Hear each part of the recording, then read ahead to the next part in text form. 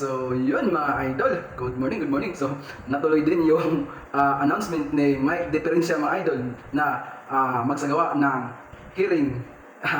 Magsagawa ng hearing sa Blue Ribbon Committee mga idol. So, grabe, ang lakas ng loob, no? Kailan pa naging senador si Mike Diferencia mga idol? Grabe. Ang masakta pa dun mga idol dahil akala niya nasusuportahan siya ni Mr. Tinky. Kailan kahapon nung nag-hearing na sila kasama yung 18 mga marites na mga idol na dishonorable discharge ng mga sundalo mga idol. Hindi sumipot si Mr. Tinky. So mukhang may laglagan na maganap sa kanila mga idol. Hindi sinuportahan, hindi dumating si Mr. Tinky sa ginagawang hearing ni Mike Diferencia na kuno ay Blue Ribbon Committee mga idol. Sus, grabe no. At doon sa mga sinasabi ng mga 18 marites mga idol, isipin mo kapag lumipat ka ng partido, ay agad-agad kayo magkaroon ng malita. Dinawit na naman si Chis Escudero dahil si Chis, di ba lumipat na ng majority si Escudero? Pero magganon, yung magsulat ka ng affidavit na kung saan dapat pawang katotohanan lamang ang mga sinasabi, ang nilalaman ng affidavit mo. Tapos, kung hindi mo dagdagan, binabawasan. Ano ba yung klaseng affidavit kayo mga idol? So, klaro naman mga idol, malinaw mga idol na yung mga ginagawa talaga ni Mike Diferencia at saka sa 18 marites mga idol, halata talaga, malinaw talaga mga idol na distraction lang yung ginagawa nila. Panggulo lang sa investigasyon na ginagawa ng gobyerno laban sa mga korap mga idol dahil alam naman natin ng mga idol na kaya sila nagkukumahog, natatakot at gumagawa talaga ng distraction para malihis ang usapan sa pag-imbestiga para mapanagot yung mga tunay na sangkot sa blood control scam ng DPWH mga idol. Kaya sila nanggugulo mga idol. At matatandaan natin mga idol, si Mike Diferencia mga idol ay dating kabinete ni Gloria Macapagal-Yan mga idol na kung saan si Gloria ay nakulong din ng Flander. Di ba mga idol? Di ba? Kaya si Mike Diferencia mga idol, sanay na sanay gumawa ng kwento yan. Gumawa ng kwento na walang katotohanan. Isipin mo yan mga idol ang tagal na nilang nagparatang ng ganito, ganyan, ebidensya na yung malita pero walang perang pinapakita. Pwede ba yun? Madali lang magturo, madali lang magbuhat ng malita tapos sabay picture, sabay video. Yun na yun.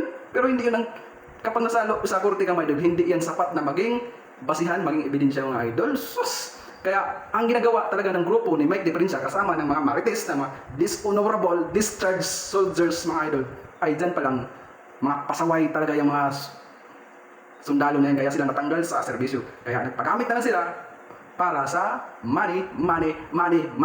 Yun ang totoo mga idol.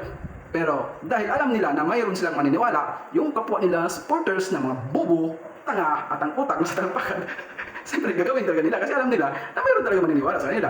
Pero mga idol, alam naman natin mga idol, ni isang parating nila mga idol, ang ebidensya ay tumutukoy sa kampo nila. Tumutumbok sa kampo ng mga Duterte.